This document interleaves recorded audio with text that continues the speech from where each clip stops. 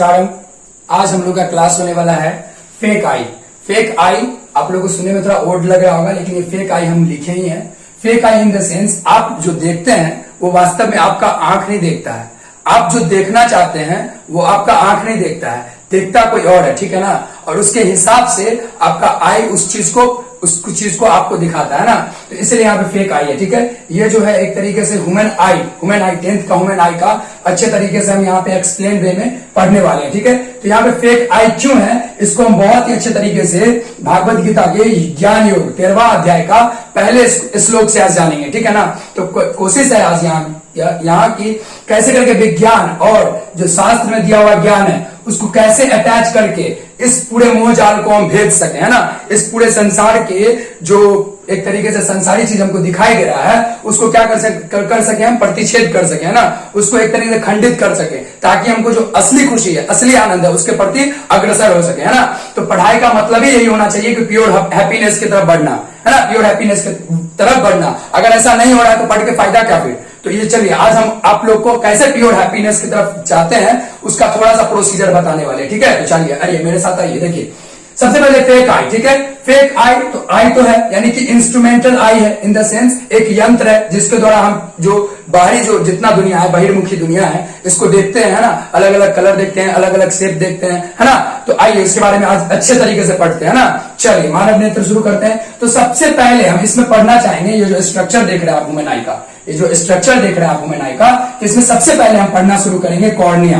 क्या पढ़ना शुरू करेंगे? कॉर्निया। देखिए आप अगर ऐसे खड़े होइएगा, ठीक है, लैटरली अगर खड़े होइएगा आप, तो आप देखिएगा क्या कि जो आपका आई है उसके उभरा हुआ भाग देखिएगा, बल्जिंग आउट देखिएगा ना। एक बल्जिंग आउट स्ट्रक्चर है जो व्हाइट कलर का होगा ना, ऐसे करके। और कॉर्निया ही ऐसा भाग है जिसमें ब्लड वेसल्स नहीं होता है, यानी वो जो ऑक्सीजन है वो डायरेक्ट इन्वायरमेंट से लेगा, डायरेक्ट इन्वायरमेंट से लेगा, है ना, डायरेक्ट इन्वायरमेंट से लेगा वो ऑक्सीजन को, ठीक है। तो देखिए कॉर्निया जो है वो बाहरी सरफेस है, देखिए ये जो बाहरी सरफेस है, बल्जिंग आउट सरफेस है बाहरी वाला, है ना, इसको क्या बोलते हैं हम लोग? कॉर्निया बोलते हैं। क्या बोलते हैं? कॉर्निया। यानी फर्स्ट पार्ट, यानी कि जब आई में जब लाइट इंटर करेगा तो वो सबसे पहला पार्ट पे जो टकराएगा उसी का नाम है कॉर्निया, है ना। और यहाँ पे सबसे ज्यादा रिफ्लेक्शन या रिफ्रैक्शन होता है ना, यानी कि सबसे ज्यादा यहाँ पे क्या होता है, एक तरीके से अपवर्तन होता है, ठीक है। ध्यान से समझिएगा, सबसे ज्यादा रिफ्रैक्शन कहां होगा, यानी कि outer surface of the cornea, outer surface of the cornea, है ना। चलिए अब ध्यान से देखेंगे कॉर्निया के जस्ट पीछे आएंगे तो वहां में भरा होता है एक्वस ह्यूमर। क्या भरा रहता है? Aqueous humour. एक्वा मतलब समझ में आ रहा होगा आप लोग को, लिक्विड। क्या समझ में आ रहा होगा? लिक्विड। हाँ बिल्कुल सही समझ रहे हैं। तो एक्वस ह्यूमर, ठीक है, यानी कि लिक्विड लाइक स्ट्रक्चर होगा, लिक्विड लाइक एक तरीके से मटेरियल होगा जो उसमें भरा होगा। और उस लिक्विड लाइक स्ट्रक्चर का रिफ्रैक्टिव इंडेक्स, क्या रिफ्रैक्टिव इंडेक्स कितना होता है? लगभग 1.336। चलिए अब यहाँ पे ध्यान से देखते हैं कि हम भैया कॉर्निया देख लिए, यानी बल्जिंग आउट सरफेस देख लिए। अब ये जो पढ़ रहे हैं ये किसके बारे में पढ़ रहे हैं? देखिए ध्यान से देखिएगा, ये जो व्हाइट वाला पार्ट है हमारे आई में इसको सिलेरा बोलते हैं। क्या बोल देते हैं? सिलेरा बोल देते हैं ना। और व्हाइट वाले पार्ट में जो एक फिक्स है, यानी जो एक स्पॉट बना हुआ है जिसमें ये पूरा पार्ट फिक्स है ना, उसका जो सबसे पहला पार्ट है उसी के बारे में भी पढ़ रहे हैं, कॉर्निया, है ना।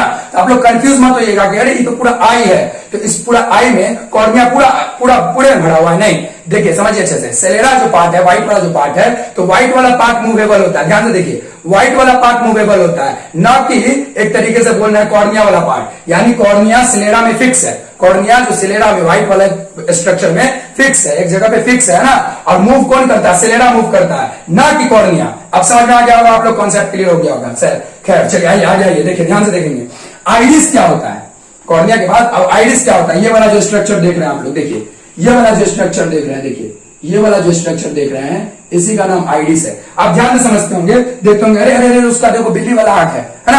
अब बोलते होंगे जल्दी जल्दी से, देखो ना उसका आई देखो ना ग्रीन सा लग रहा है, उसका आई देखो ना एकदम रेड सा लग रहा है, उसका आई देखो ना वो जो ब्लैक सा है, भूरा सा है। तो आखिर ये कौन वाला पार्ट होता है? तो वो यही पार्ट होता है, इसी को बोलते हैं आइरिस। क्या बोलते हैं? आइरिस। इसको बोलेंगे तो पक्षमाभि। क्या बोलते हैं इसको? पक्षमाभि, है ना। तो आइरिस यही कलर्ड पार्ट होता है, coloured part of the eye, coloured part of the eye, यानी कि मानव नेत्र का कौन सा भाग? रंगा हुआ भाग। और यही डिफर करता है सबके आई में, है ना। यानी कि आंख नीला काला पीला नहीं होता है, यानी आइरिस कलर बदला रहता है, ठीक है। और ये जेनेटिक मटेरियल के कारण होता है, ठीक है। इसको आनुवांशिकता जब पढ़ाएंगे तो अच्छे से समझेंगे, ठीक है। अब ध्यान दीजिएगा, एक्वस ह्यूमर देख लिए, ये वाला पार्ट, ये वाला इस वाले पार्ट में पूरा एक्वस ह्यूमर भरा हुआ है ना। ये वाला पार्ट है पूरा एक्वियस ह्यूमर भरा हुआ है ना, लिक्विड लाइक स्ट्रक्चर, या बोल सकते हैं सेमी लिक्विड होता है ना, और वो क्या होता है, एक तरह से ट्रांसपेरेंट होता है। क्या होता है, ट्रांसपेरेंट होता है, यानी उस लिक्विड के इस पार से उस पार देख सकते हैं, है ना, ट्रांसपेरेंट होता है। जेली लाइक स्ट्रक्चर होता है, व्हाइट जेली, ध्यान से सुनिएगा, व्हाइट जेली लाइक स्ट्रक्चर, है ना, उसमें कलर नहीं होता है, ठीक है। और ध्यान से समझिएगा, इसको ऐसे भी समझ सकते हैं कि स्प्राइट को यहाँ पर फ्रीज किए, स्प्राइट को फ्रीज किए यहाँ पे, ठीक है, यहाँ पे फ्रीज किए और यहाँ पे भी स्प्राइट को फ्रीज किए, है ना, और कुछ ऐसा बना दिए ताकि हमारा जो आई का जो एक स्ट्रक्चर है वो एक तरीके से इधर उधर ना भागे, क्या हो जाए, एक तरीके से स्टेबल हो जाए। क्या हो जाए, स्टेबल हो जाए। आई का स्ट्रक्चर क्या हो जाए, आई का स्ट्रक्चर क्या हो जाए, स्टेबल हो जाए। किसकी वजह से, किसकी वजह से, जिसमें इसमें लिक्विड पाया जाता है ना, ध्यान से देखिएगा, लिक्विड पाया जाता है। अब इस पूरे आई को, इस आई स्ट्रक्चर को दो पार्ट्स में विभक्त कर देते हैं। देखिए ध्यान से समझिए, कॉर्निया वाले भाग से लेंस वाले भाग तक, ठीक है, और लेंस वाले भाग से लेकर के रेटिना वाले भाग तक। तो देखिए इस वाले पार्ट में, बच्चा देखो ध्यान से देखना, इस वाले पार्ट में एक्वस ह्यूमर भरा होगा। क्या भरा होगा, एक्वस ह्यूमर, है ना, और इस वाले पार्ट में विट्रस ह्यूमर भरा होगा। कौन ह्यूमर भरा होगा, विट्रस ह्यूमर। दोनों ही लिक्विड है, दोनों ही लिक्विड है, ज्यादा डिफ्रैक्टिव इंडेक्स का अंतर नहीं पड़ता है, समझिए, डायरेक्ट एक तरीके से सेम ही रहता है ना। तो ध्यान से समझ रहे होंगे आप लोग, है ना।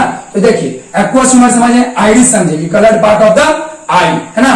कॉर्निया समझ गए, कॉर्निया यानी कि bulging out of the outer surface of the eye, है ना, यानी कि बल्जिंग आउट, जो उभड़ा हुआ स्ट्रक्चर है ना, उसको क्या बोल देते हैं हम लोग, कॉर्निया बोल देते हैं ना, और सबसे ज्यादा रिफ्रैक्शन यहीं पे होता है। अब ध्यान से समझेंगे, इसमें और अच्छे तरीके से समझेंगे कि ये जो आइरिस होता है इसका वर्क क्या होता है, ध्यान से समझेंगे। अपने लोग छत पर जाते होंगे ठंडी के दिनों में, तो देखते होंगे कोई जो है अपने लोग में, मैथिली में, मिथिलांचल में ज्यादातर देखा जाता है कि कोई ढील ले रहा है, ठीक है, मैथिली बोलेंगे, ठीक है, हमको सब नहीं है, ध्यान से समझना।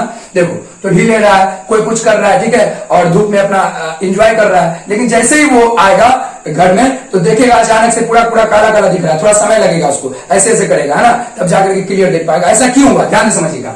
ये जो आइरिस है, ये जो आइरिस है, ये घटता बढ़ता रहता है। क्या होता है, कॉन्ट्रैक्ट रिलैक्स होता रहता है। किसके वजह से, यानी कि आई में जितना लाइट इंटर होना चाहिए वही रेशियो में लाइट इंटर होना चाहिए, वरना हमारा जो ये लेंस है वो एक तरीके से डिफेक्ट में आ जाएगा ना, यानी कि खराब भी हो सकता है। इसलिए इसका जवाबदेही किसके पास है, आइरिस के पास है। किसके पास है, आइरिस के पास है, कलर्ड वाले भाग के पास है, कि भैया कितना लाइट इंटर करेगा तो हम इस ऑब्जेक्ट को अच्छे तरीके से रेटिना पे दिखा सकते हैं, है ना। तो ये किसका जवाबदेही होता है, आइरिस का जवाबदेही होता है। आप लोग समझ रहे होंगे बहुत अच्छे तरीके से।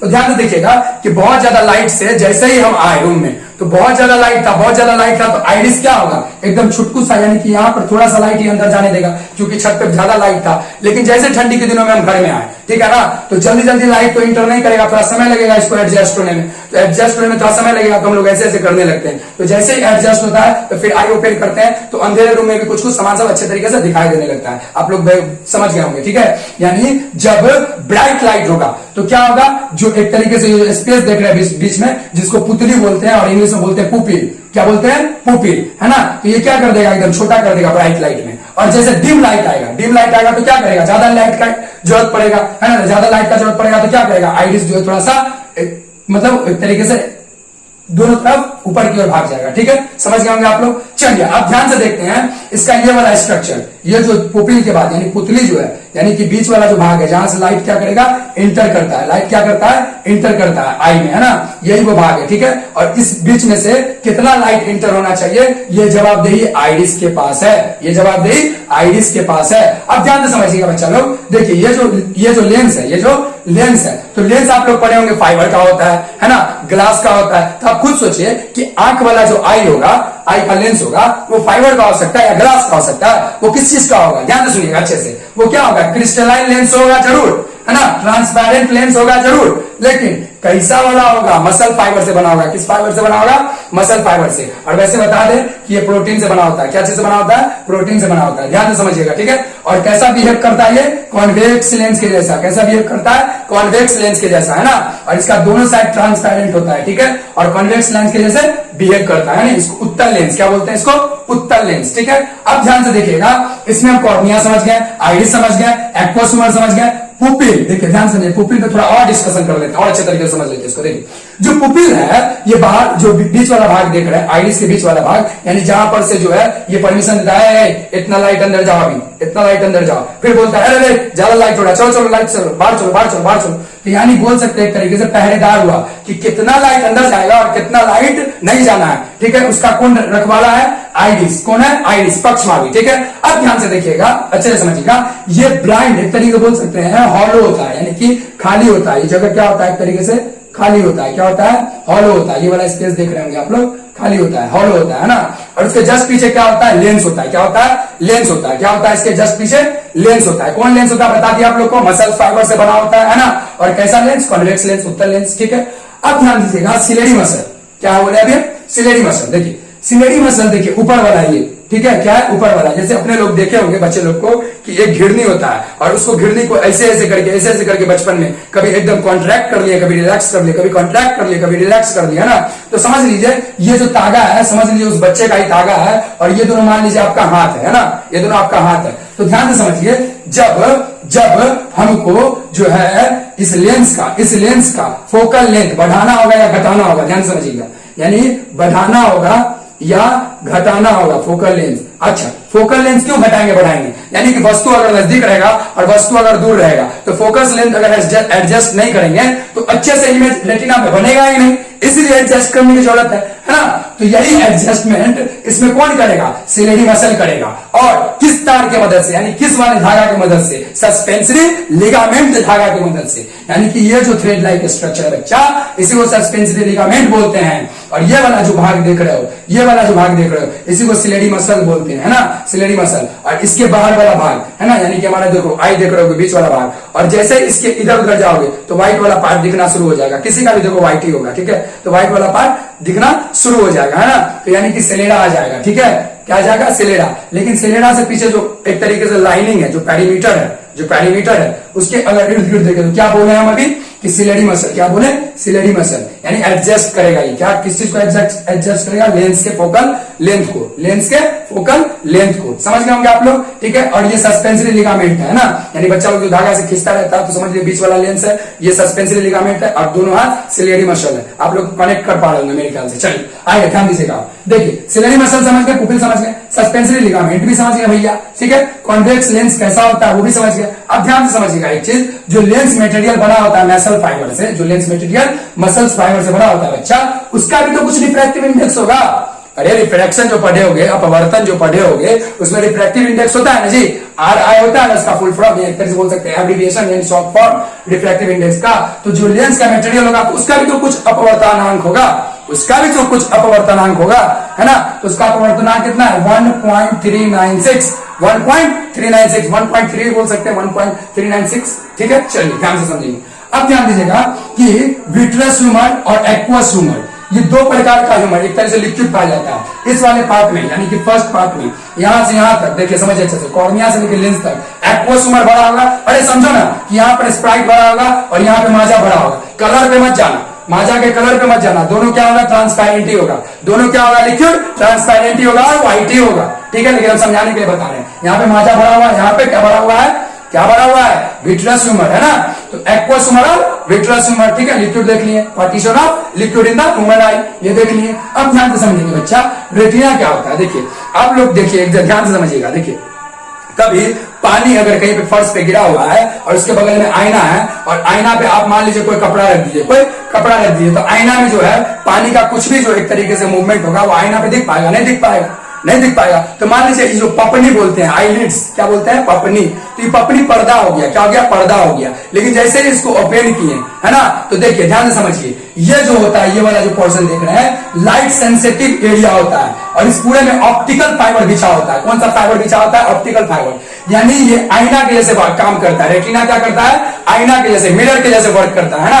किसके तरह वर्क करता है? मिरर के जैसे वर्क करता है। और जैसे हम लोग अपना पर्दा उठाते हैं, ठीक है, तो कुछ दिखना शुरू हो जाता है। इसका मतलब क्या हुआ कि आईना पर से पर्दा हटा है, और आईना का काम क्या है भैया? किसी भी चीज को उसके वास्तविक रूप को दिखा देना, है ना। तो देखिए ध्यान से समझिए, कोई भी पिक्चर अगर बनेगा तो वो जो है एक तरीके से रेटिना पे ही बनेगा, आई में, है ना, रेटिना पर भी बनेगा आई में। वो कब बनेगा? जब सोते रहेंगे तब, यानी कि आईलिड जब ढका होगा तब नहीं, जब आईलिड ऊपर होगा तब, यानी कि पर्दा जब उठा होगा तब। समझ में आ रहा होगा आप लोग को? अच्छे से समझ रहे होंगे मेरे ख्याल से, ठीक है। ध्यान से समझिएगा आप, देखिए तो ये जो रेटिना वाला पार्ट है, इसमें पूरा ऑप्टिकल फाइबर बिछा होता है। अब ये ऑप्टिकल क्या बोल रहे हैं? ध्यान समझिए, ऑप्टिकल फाइबर मतलब हुआ लाइट सेंसिटिव फाइबर। भैया जैसे ही अंधेरा है पूरे रूम में, और यहाँ पे मिरर रखे हुए हैं, क्या फर्क पड़ता है मिरर है तो तुम्हारा मुंह दिखेगा उसमें, नहीं दिख सकता है, नहीं दिखेगा ना।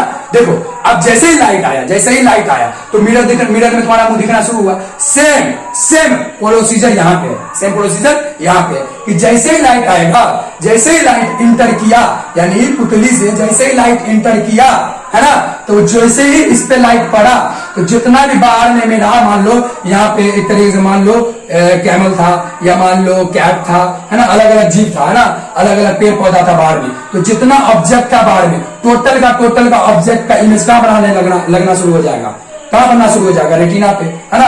अगर बहुत बड़ा मिरर लगा देते हैं तो अगल बगल का जितना भी देखिएगा चीज उस मिरर में दिखाई देता है ना, समझ रहे होंगे आप लोग, ठीक है। तो वही चीज यहाँ पे प्रोसीजर, सेम प्रोसीजर वही यहाँ पे, ठीक है, समझ रहे होंगे। तो सबसे पहले लाइट यहाँ पे आया, टकराया कॉर्निया पे सबसे ज्यादा रिफ्लेक्शन हुआ, उसके बाद भैया पुतली में इंटर किया, और ये डिसाइड करता है कि ब्राइट लाइट में कितना लाइट अंदर जाएगा और डिम लाइट यानी कि मध्यम एक तरीके से रोशनी रहेगा तो कितना लाइट इंटर जाएगा। और इसका रखवाला कौन है भैया, तो आइरिस।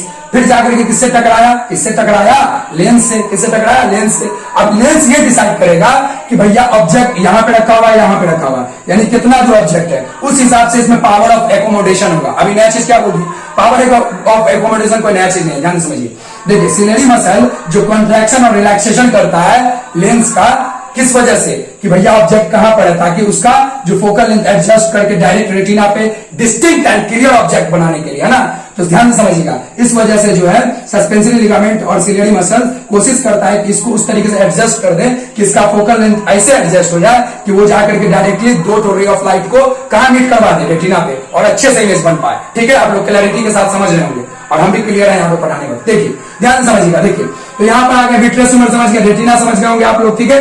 यानी कि इसमें पूरा तार बिछा रहा था, कौन तार, कि जैसे ही लाइट पड़ा, जैसे ही लाइट उस पर आया कि कुछ ना कुछ दिखना शुरू हो गया, ठीक है। अच्छा, दिखना शुरू हो जाता है, वो कैसे हम देखते हैं, कैसे हम उस चीज को देखते हैं, जो चीज हम देखना चाहते हैं वो चीज हम कैसे देखते हैं, उसको हम श्लोक से समझेंगे, है ना। इस पूरे को हम जो है कंबाइंड रूप से इस पूरे को भागवत गीता के ज्ञान योग के 13वें अध्याय के पहले श्लोक से हम बतलाने वाले, तो आप लोग मेरे साथ बने रहिएगा। और ये बिल्कुल गलत है कि जो भागवत गीता है वो श्री कृष्ण और अर्जुन का ही संवाद है ना। इस दुनिया में जो भी परेशान है, चाहे वो विज्ञान में परेशान हो, कला विभाग में परेशान हो, बाल बच्चे को लेकर परेशान हो, बीवी को लेकर परेशान हो, दुनिया में कोई भी परेशानी है उसका आंसर भागवत गीता देता है, यानी द बुक ऑफ सॉल्यूशन। लेकिन ये सॉल्यूशन कब मिलेगा, जब आप उसको अपने लाइफ से रिलेटेड करके पढ़ेंगे, है ना। उसको सिर्फ ये लेकर के नहीं पढ़ेंगे, ओ भागवत गीता है, प्रणाम करते हैं दूर से ही, तब कुछ नहीं समझ में आएगा, नो, तब कुछ समझ में नहीं आएगा। चलिए आइए देखते हैं आप ध्यान से। देखिए तो रेटिना हम समझ गए। अब देखो बच्चा ध्यान से समझना, देखे होंगे कि रेटिना पे हम ये जो है बाहर में ये उभरा हुआ बनाए होंगे, है ना, ये उभरा हुआ स्ट्रक्चर बनाए होंगे, इसी को ब्लाइंड स्पॉट बोलते हैं। अच्छा नहीं समझे, देखो ध्यान समझो। एक जो है किताब ले लो, ठीक है, या एक कॉपी ले लो, उसमें यहाँ पे तारा बना, एक तारा यहाँ पे बना, एक तारा यहाँ पे बना, और धीरे धीरे आई को नजदीक ले जाओ, ठीक है। तुम एक ऐसा स्पॉट नजर आएगा कि एक ही तारा दिखेगा और इधर वाला तारा नहीं दिखेगा, यानी एक तरफ का जो ऑब्जेक्ट है वो दिखेगा और एक तरफ का ऑब्जेक्ट नहीं दिखेगा। तो वो इसलिए हो जाता है क्योंकि मान लो यहाँ पर ऑब्जेक्ट बना, यहाँ पर ऑब्जेक्ट बना, यहाँ पर ऑब्जेक्ट बना, यहाँ पर ऑब्जेक्ट बना, यहाँ पर ऑब्जेक्ट बना, यानी कि इमेज बनता चला गया, प्रतिबिंब बनता चला गया। लेकिन जैसे ही हम एक ऐसे स्पॉट पे आए जहां पर क्या हो रहा है कि ऑप्टिकल फाइबर नेत्र गोलक को यानी आई बॉल को क्या कर रहा है, छोड़ रहा है, क्या कर रहा है, वहां पर से एक तरीके से छोड़ रहा है ना। ऑप्टिकल फाइबर क्या कर रहा है, उस जगह को छोड़ रहा है, उसी जगह को हम बोल देते हैं ब्लाइंड स्पॉट, कि भैया यहाँ पर कोई इमेज बनेगा ही नहीं तो दिखेगा कहां से तुमको, है ना। तो कहने का मतलब इसी को बोल देते हैं ब्लाइंड स्पॉट। समझ में आ रहा होगा, अच्छे से समझ गए होंगे मेरे ख्याल से। देखिए हाँ, ये ध्यान से समझिएगा, मेरे साथ बने रहिए और बहुत कुछ अच्छा सीखने को मिलेगा। देखिए तो ब्लाइंड स्पॉट, देखिए तो इसमें जो ऑप्टिकल फाइबर्स है इसमें दो चीज होता है, यानी कि दो तार होता है। जैसे अपना लोग देखते हैं ना कि एक तो जो है ललका तार होता है, वो कलिकवा तार होता है, तो समझ लो कि इसमें भी तार बिछा हुआ है, ऑप्टिकल फाइबर में भी तार बिछा हुआ है। उस दो तार का नाम सुनना, एक का नाम है रॉड, एक का नाम है कोन्स। एक का नाम है रॉड, एक का नाम है कोन्स। भैया रॉड क्या करता है और कोन्स क्या करता है, इसके बारे में अच्छे से समझ लेते। देखिए अच्छे से समझिएगा। देखिए रॉड जो होता है, जैसे अपने लोग लाइट कट गया था, ठीक है, या लाइट कट जाता है, ज्यादातर होता नहीं है लेकिन लाइट अगर कटे तो ध्यान से देखिएगा कि रूम में जाइएगा तो ऑब्जेक्ट का आपको शेप जरूर पता चलता रहेगा कि भैया इस आकार का वहां पे रखा हुआ है सामान, इस आकार का वहां पे सामान रखा हुआ है, लेकिन उस वाले आकार के सामान के कलर को डिसाइड नहीं कर सकते आप, है ना। इन द सेंस शेप तो डिसाइड कर सकते हैं, यानी आकार तो डिसाइड कर सकते हैं, ठीक है ना, लेकिन उसको क्या कर सकते हैं, उसके कलर को नहीं जान सकते हैं, ठीक है। यानी उतना लाइट प्रेजेंट नहीं है, उतना लाइट प्रेजेंट नहीं है, लेकिन लाइट जैसे ही थोड़ा बहुत प्रेजेंट है तो उसमें हम क्या देख पाते हैं, शेप्स। क्या देख पाते हैं, शेप्स। अरे देखते होंगे बूढ़े आदमी सबको, देखते होंगे ऐसे ऐसे करके जाता हो, यानी उसको शेप्स तो पता है लेकिन कलर नहीं पता है, ठीक है।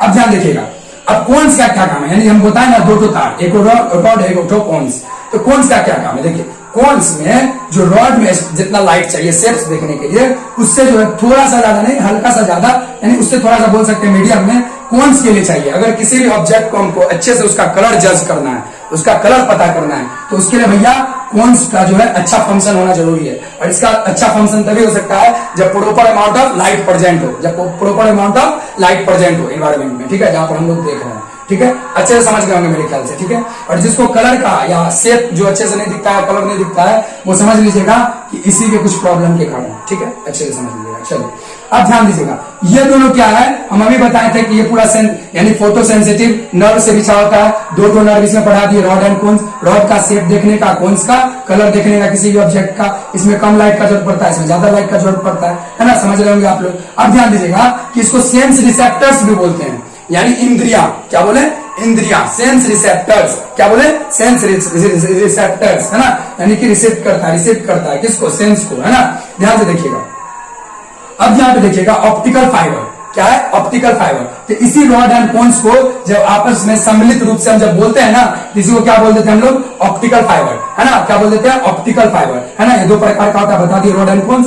और सेंसिटिव नर्व सेल भी बोलते हैं, यानी ऑप्टिकल फाइबर हो गया, फोटो सेंसिटिव नर्व हो गया, सेंसिटिव नर्व सेल हो गया, है ना, बहुत सारा नाम है, ठीक है, समझ गए होंगे आप लोग। अब ध्यान से देखिएगा, इसमें हम अच्छे तरीके से क्या पढ़ाने वाले हैं आप लोग को, देखिए इसमें देखिएगा कि आइरिस जो है वो किस चीज को एडजस्ट कर रहा था, ध्यान से सुनना, आइरिस किस चीज को एडजस्ट कर रहा था, पुपिल के साइज को, यानी कि पुपिल यानी पुतली जो है बीच वाला ब्लैक वाला पोर्शन देख रहे होंगे। अगर ज्यादा लाइट में जाइएगा तो पुपिल देखिएगा धीरे धीरे सिकुड़ेगा, है ना। और कम लाइट में जाइएगा तो देखिएगा ज्यादा लाइट इंटर करने के लिए पुपिल बीच वाला जो पुतली है वो बड़ा होगा। इसको आप जो है ना घर प्रैक्टिस करके भी देख सकते हैं मिरर के सामने, ठीक है, ध्यान से समझिएगा अच्छे से, ठीक है।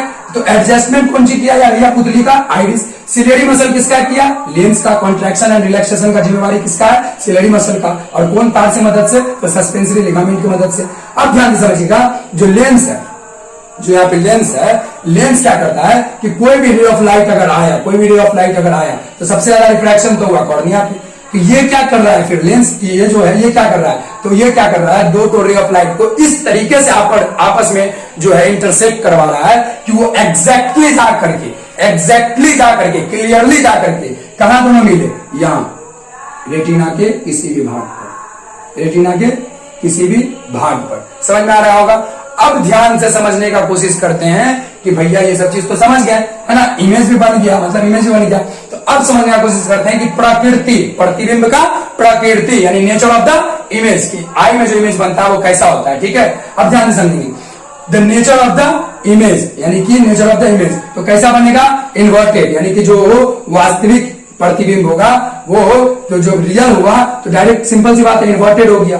क्या हो गया, इन्वर्टेड हो गया, यानी जो रेटिना है वहां पर कैसा इमेज बनेगा, उल्टा इमेज बनेगा। और इसको ये जो नर्व देख रहे हो यहाँ पे जो छोड़ा ब्लाइंड स्पॉट के पास, ऑप्टिकल नर्व, ये ऑप्टिकल नर्व यहाँ पर जो भी इमेज बनता रहेगा रेटिना पे, उसको सेंस के यानी कि सेंस रिसेप्टर्स के द्वारा कहां ले जाएगा, ब्रेन के पास। कहां ले जाएगा, ब्रेन के पास, ध्यान से समझिएगा, ब्रेन के पास ले जाएगा। और वहां पर जाकर के इसका सिंथेसिस होगा कि भैया जो उल्टा इमेज बना है, जैसे मान लो रेटिना पे बना है उल्टा वृक्ष, है ना, तो ब्रेन में ले जाकर के इसको सिंथेसिस करके वहां पे सीधा करेगा और तब तुम्हारे माइंड को देगा, मन को बोलेगा ये भैया ये पेड़ है, तुम्हारे आगे पेड़ है ना, कौन कलर का है, कैसा है, वो सब कुछ तुम्हारा माइंड डिसाइड कर देगा। और किस बेसिस पे डिसाइड करता है, पहले से जो सबकॉन्शियस माइंड यानी चेतन मन, या आप चेतन मन में पहले से जो इन्फॉर्मेशन फीडेड है। यानी आम का पेड़ पहली बार थोड़ी देखे होगे, जो पहली बार देखा होगा उसका अलग मैटर, जो पहली बार नहीं देखा होगा तो आम का पेड़ देखा होगा तो डायरेक्ट एक बार देखोगे बोले ये आम का पेड़ है, लीची का पेड़ है, बोल देते हैं ना, कहां से बोल देते हैं, यानी इतना जल्दी वर्क हुआ, समझो, यानी कि माइक्रोमीटर मिलीमीटर सेकंड में, यानी एक तरीके से बोल सकते हैं एकदम तीक्ष्ण समय में तुरंत यहाँ पे इमेज बना और तुरंत माइंड के पास रिसेप्टर्स के द्वारा गया मैसेज और तुरंत वहां से आया कि भैया ये इसका पेड़ है, इसका कलर ऐसा होता है, इसका पत्ती का आकार ऐसा होता है। समझ में आ गया, कोई दिक्कत नहीं। अब ध्यान से देखिएगा, इसमें हम खाली इसलिए छोड़े हैं, इस वाले को खाली इसलिए छोड़े हैं क्योंकि इसमें जो है हम एक चीज समझने वाले हैं कि हम वो नहीं देखते हैं जो हमारा आंख हमको दिखाता है। ध्यान से सुनना, हम वो नहीं देखते हैं जो हमारा ये फेक आई है ना, झूठा आंख। हम इसको झूठा आंख क्यों बोल रहे हैं, बार बार झूठा क्यों बोल रहे हैं इसको, यानी कि फेक आई क्यों बोल रहे हैं, इसको समझेंगे अच्छे से, ध्यान से समझिए। देखिए, तो ये फेक आई जो है, फेक आई वो क्यों है, यानी कि ये जो फेक आई है वो क्यों है। अब ध्यान से समझिएगा आप लोग। देखिए एग्जाम्पल ले लीजिए कि कोरोना का समय चल रहा है ना, चल रहा है, बहुत अच्छी बात है, चल रहा है, आप लोगों को पता होगा बहुत खतरनाक चल रहा है ना, जितना खतरनाक है नहीं है उतना मीडिया के द्वारा बना करके खतरनाक चल रहा है, ठीक है। तो अब ध्यान से समझिएगा इसमें कि जो फेक आई है वो आखिर क्यों बोले, ध्यान से सुनिएगा। देखिए आपके पिताजी, मान लीजिए ऐसा ना हो कभी भी, मान लीजिए कोई घर में बीमार पड़ गया, आप गए उसको डीएमसीएच में भर्ती करने के लिए, है ना, तो डीएमसीएच में भर्ती करने के लिए गया तो इमरजेंसी वार्ड में गया और उसको बोला गया कि ये वाला जो है दुकान में जाइए, मेडिकल शॉप में जाइए और क्या करके आइए, स्पेसिफिक दवा लेके आइए, खास प्रकार का दवा लेके आइए, तभी हम इसका जान बचा पाएंगे। अब कितना स्पीड से आइएगा वहां से, आपको हजारों चीज दिखेगा रास्ते में, हर एक चीज का इमेज रेटिना पे बनेगा, है ना, लेकिन आपका माइंड क्या चीज को देखेगा, सिर्फ आपका मन क्या चीज को देखेगा, सिर्फ मेडिकल शॉप को। किसको देखेगा, मेडिकल शॉप को, यानी कि कहां पर दवाई का दुकान है और कहां पर से हम जल्दी से दवाई लेने के लिए जाए और जल्दी से माता पिता का या चाहे कोई भी ऐसा रिलेशन है उसका इलाज कर सके, है ना। तो कहने का मतलब ये इंस्ट्रूमेंटल आई, यानी ये झूठा फेक आई, या बोल सकते हैं जो इंस्ट्रूमेंटल आई है, सिर्फ यंत्र है, क्या है, यंत्र भर है, लेकिन इसको ऑपरेट कौन कर रहा है, माइंड। कौन ऑपरेट कर रहा है, माइंड। एग्जाम्पल ले लीजिएगा, आप लोग सुने होंगे कि भैया कि हम देखने चले मोहल्ले में कौन सबसे बुरा है, तो ध्यान से समझिएगा कि उसको आंसर मिला कि हमसे बुरा कोई नहीं है। ऐसा क्यों हुआ, ध्यान से समझिएगा। वो जहां भी देखने चला तो उसको ऐसा फील हुआ कि जिसमें वो बुराई देखा उससे ज्यादा उसमें है। कहने का मतलब ये हुआ, पहले से ही उसको माइंड में फीड कर दिया गया था कि सिर्फ जो है क्या देखना है, बैड हैबिट्स को देखना है। क्या करना है, बैड हैबिट्स को देखना है। तो जितना भी चीज बैड हैबिट्स वो देखता चला गया, उसके सबकॉन्शियस माइंड में उससे कई ज्यादा बैड हैबिट्स पहले से उसके माइंड में भरा हुआ है, ठीक है ना। तो कहने का मतलब ये हुआ कि आप वो नहीं देखते हैं जो आपका ये फेक आई दिखाता है, आप वो देखते हैं जो आपका मन देखना चाहता है। कौन देखना चाहता है, मन देखना चाहता है। और अच्छे तरीके से समझेंगे। अब हम संस्कृत बोलने वाले हैं तो आप लोग थोड़ा सा ध्यान दीजिएगा, अच्छे से देखिए, ध्यान से समझिएगा। 13वां अध्याय का ज्ञान योग में दिया हुआ है और इसमें ह्यूमन आई का अच्छे तरीके से एक पार्ट को अच्छे से याद करने में सहूलियत होगा। देखिए सुनिएगा, इदं शरीरं कौन्तेय क्षेत्रमित्यभिधीयते एतद्यो वेत्ते तं प्राहुः क्षेत्रज्ञ इति तद्वेदा। आप समझिए इसका मतलब क्या होता है। देखिए आप लोगों को हम पहला ही क्लास में पढ़ा दिए थे कि एक होता है अन्नमय कोश, इन द सेंस बोल सकते हैं स्थूल शरीर, यानी कि जो 5 एलिमेंट्स 5 तत्व से मिलकर बना है, पृथ्वी, अग्नि, जल, वायु और एक तरीके से आकाश, इससे मिलकर के हमारा जो एक तरीके से पंचभूत शरीर बना है ना, उसी को क्या बोल देते हैं हम लोग, स्थूल शरीर। क्या बोल देते हैं, स्थूल शरीर, यानी अन्नमय कोश। इसमें अगर हम अन्न नहीं भेजें तो ये शरीर जीवित रह ही नहीं सकता, है ना। और एक शरीर और क्या होता है, ध्यान से सुनिएगा। देखिए जीवात्मा, अगर आप लोग अच्छे से समझ गए होंगे, जीव का आत्मा यानी बच्चा पैदा होने के बाद जब अपने बॉडी से तादात्म्य कर लिया, अपने बॉडी से यानी कि कनेक्शन जोड़ लिया, तो उसको क्या बोल देते हैं हम लोग, जीवात्मा। क्या बोल देते हैं, जीवात्मा। और जैसे ही तादात्म्य किया तो उसमें कोष डेवलप होना शुरू होता है, यानी कि अलग अलग रूम, उस चेतना में, उस पूरे कॉन्शियसनेस में, उस पूरे चेतना में अलग अलग कोष, अलग अलग रूम डेवलप होना शुरू होता है। उसी को बोल देते हैं हम यहाँ पर एक तरीके से इदम। जैसे बोलते हैं यह इदम, यानी तुम्हें जितना भी नॉलेज फीडेबल है, जितना भी नॉलेज जब तुम पहली बार आंख खोले थे इस दुनिया में आकर के, उस दौरान से लेकर अभी तक जितना भी नॉलेज फीड हुआ है वो यानी तो सबकॉन्शियस माइंड में है और या नहीं तो कॉन्शियस माइंड में है। ध्यान से सुनना, तो सबकॉन्शियस माइंड में या नहीं तो कॉन्शियस माइंड में है। तो याद रखो, इदम मतलब यह मतलब यहाँ पर जितना भी सेंस है, यहाँ पे पढ़े ना अभी, सेंस रिसेप्टर्स। देखो सेंस का हिंदी क्या होता है, इंद्रियां। क्या होता है, इंद्रियां। तो देखो 5 ज्ञान इंद्रियां है, 5 कर्मेंद्रियां है, 5 प्राण है और जो स्पेसिफिक है मन और बुद्धि। पहला मन, दूसरा बुद्धि। तो ध्यान से समझिएगा कि ये जो है इसमें ध्यान से सुनिएगा, जो 5 ज्ञान इंद्रियां है, 5 कर्मेंद्रियां है, 5 प्राण है और मन और बुद्धि है, इस टोटल को मिलाएंगे तो 17 एलिमेंट्स बनेगा और यही सूक्ष्म शरीर बनाता है। यानी बहुत सारे आदमी को देखते होंगे वो स्थूल शरीर पे जीता होगा सिर्फ खाने के लिए और बच्चे को पालने के लिए, लेकिन जैसे अपने लोग ज्ञान अर्जन के लिए चले, कुछ सीखने के लिए चले, कुछ नया चीज करने के लिए चले, तो उस समय जितना भी कुछ सीखते चले जाते हैं वो टोटल का टोटल सूक्ष्म शरीर के अंदर कोष में, यानी कि अलग अलग रूम में उस नॉलेज का फीडिंग होना शुरू हो जाता है ना। आइए आप मेरे साथ आइए, जल्दी से समझते हैं। देखिए तो जब हम जो इंपॉर्टेंस यानी कि जब हम प्राण का इंपॉर्टेंस देंगे तो वो हो जाएगा प्राणमय कोश। जब हम मन का इंपॉर्टेंस देंगे मन का तो वो हो जाएगा मनोमय कोश यानी कि घर, ठीक है।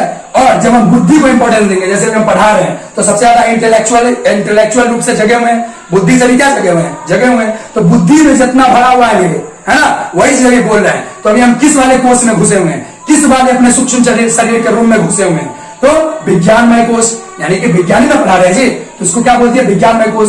यानी भगवत गीता में एक एक वर्ड तुम्हारे इस जो फेक साइंटिस्ट है ना, फेक आई के जैसे, उससे कई गुना ज्यादा नॉलेज रखता है। तो आप अपने भागवत गीता नहीं, आप अपने किसी भी शास्त्र की तरफ लौटिए, आपको हर एक चीज का आंसर मिलेगा। समझ में आ रहा है? चलिए अब ध्यान से समझिए, हम लोग का दो जन्म होता है। एक जन्म तब जब मां के पेट गर्भ से निकले, दूसरा जन्म तब जब हमको पता चला कि भैया मेरा जन्म इस पृथ्वी पे क्यों हुआ है, सिर्फ खाने के लिए, उस स्थूल शरीर को बनाने के लिए ना, सिर्फ उस स्थूल शरीर को बनाने के लिए नहीं। यानी जो भी कुछ हम आई से देखते हैं, उस आई को देखने के बाद जितना भी फीडिंग हुआ हमारे अंदर, उस फीडिंग को क्यों हम अपने अंदर फीड कर रहे हैं, जरा सोचे। कभी नहीं सोचे होंगे, आज सोचने को मजबूर करेंगे। ध्यान से सुनना, तो जितना भी कुछ तुम फीड करते चले गए हो अपने अंदर, वही डिसाइड करता है कि अगला दिन का एक एक सेकंड तुम्हारा कैसा होने वाला है, अगला दिन का एक एक सेकंड में तुम क्या करने वाले हो, वो आज तुम अभी डिसाइड कर रहे हो। क्योंकि ध्यान से सुन लेना, इस सेकंड में तुम क्या कर रहे हो वही डिसाइड करने वाला है अगले सेकंड में तुम कौन सा स्टेप लेने वाले हो। खैर इस चीज को समझेंगे आगे, अच्छे से समझिएगा। देखिए, नेत्र मन बुद्धि, यानी नेत्र से जो देखे, मन पहले से डिसाइड किया हुआ था कि ये चीज तुमको देखना है, और बुद्धि में जाकर के वो स्टोर हो गया। और बुद्धि में हम बता दिए तुमको पहले, इंटेलेक्चुअल लेवल पे सबकॉन्शियस और कॉन्शियसनेस होता है, यानी चेतना भी होता है, चेतन मन भी होता है, चेतन मन भी और अवचेतन मन, यानी सबकॉन्शियस माइंड और कॉन्शियस माइंड, है ना। ध्यान से समझिएगा।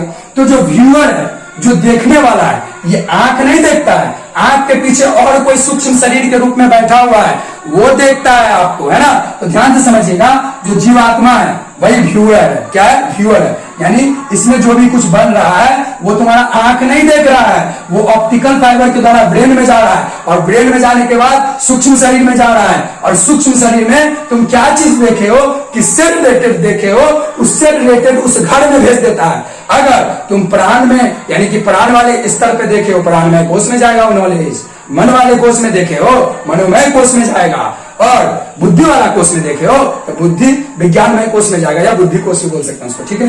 तो कहने का मतलब समझ गए होगी कि नेत्र से देखो मन में जाएगा, और मन से बुद्धि में ट्रांसफर हो जाएगा। अब अच्छे तरीके से समझ गए होंगे आप लोग, तो समझिए अच्छे से। देखो एक तरीके से समझो, जितना भी कुछ पैदा होने के बाद, ये देखो जो बच्चा पैदा होता है तो अपने लोग बोलते हैं कि देखो जब तक पैर जो है मुंह में ना डाला तब तक भगवान के पास है, भगवान को देख रहा होगा। जैसे जो लात उठा करके पैर में डाला, यानी मुंह में डाला, ठीक है ना, तो क्या हो गया, वो एक तरीके से भगवान को भूल गया। इसका तात्पर्य समझिए, हमको भी बोला गया था बहुत बार, हम खोजने का कोशिश किए इसका मतलब क्या होता है। इसका मतलब ये होता है, ध्यान से समझिएगा, कि जो स्थूल शरीर है, जो स्थूल शरीर है, उसको क्या चाहिए, भोजन चाहिए, अन्न चाहिए ना। तो ध्यान समझिएगा, बच्चा को समझ में आता है कि कोई भी चीज लो और मुंह में रखो, कोई भी चीज लो मुंह में रखो, कोई भी चीज लो मुंह में रखो, यानी वो उस स्थूल शरीर से अपना कनेक्शन ज्यादा गहरा करता जा रहा है, और धीरे धीरे इस पूरे झूठे जंजाल में, झूठे मोह माया में, झूठे संसार में फंस करके अपना बेड़ा गर्क करने वाला है, ठीक है ना। तो ये सब टोटल का टोटल जितना भी कोष बनता है, तो वो एक तरीके से नवजात शिशु में नहीं होता है। वो जैसे जैसे इंफॉर्मेशन अपने दुनिया में आकर के फीड करना शुरू करता है, वो अपने आप से दूर चला जाता है, यानी जीवात्मा से दूर चला जाता है। और जितना जीवात्मा से जो दूर है, जितना जीवात्मा से जो दूर है, उतना परेशान है, याद रखिएगा। उसके बाद भले कुछ भी हो, छोड़ो ना, कुछ भी उससे क्या मतलब है, लेकिन वो उतना परेशान होगा। इसलिए जो कबीर थे, या मान सकते जो गौतम बुद्ध थे, जो कबीर थे और जो गौतम बुद्ध थे, वो एक ही चीज बोलते थे, हमको अगर अपना जान भी गवा करके अगर जीवात्मा मांगा जाए ना, तब भी हम ना देंगे, तब भी हम नहीं देंगे। वो हमेशा फकीरी में रहना पसंद कर सकते थे। गौतम बुद्ध जो सिद्धार्थ थे, वो अपना सब कुछ घर बार छोड़ करके आए थे। क्यों? क्योंकि वो जीवात्मा के पास रह सके, मतलब सेल्फ के पास रह सके, अपने पास रह सके, किसी और के बदौलत, इन द सेंस अपने आप को खो करके आगे नहीं बढ़े, ठीक है, अपने आप को साथ में लेके बढ़े, ठीक है। तो उसके पास क्या होगा, आत्म गौरव होगा, अपना सेल्फ कॉन्फिडेंस होगा। तो आप लोग इस चीज को अच्छे से समझ गए होंगे, बहुत अच्छे तरीके से समझ गए होंगे मेरे ख्याल से। तो आई, ह्यूमन आई, समाप्त करते हुए बता देते हैं, ह्यूमन आई एक इंस्ट्रूमेंट है, यंत्र भर है, सिर्फ यंत्र है, ठीक है। और डिसाइड कौन करता है, हमारा सूक्ष्म शरीर, ठीक है। तो ज्ञान योग का 13वां अध्याय का पहला श्लोक का ये तात्पर्य था, तो ठीक।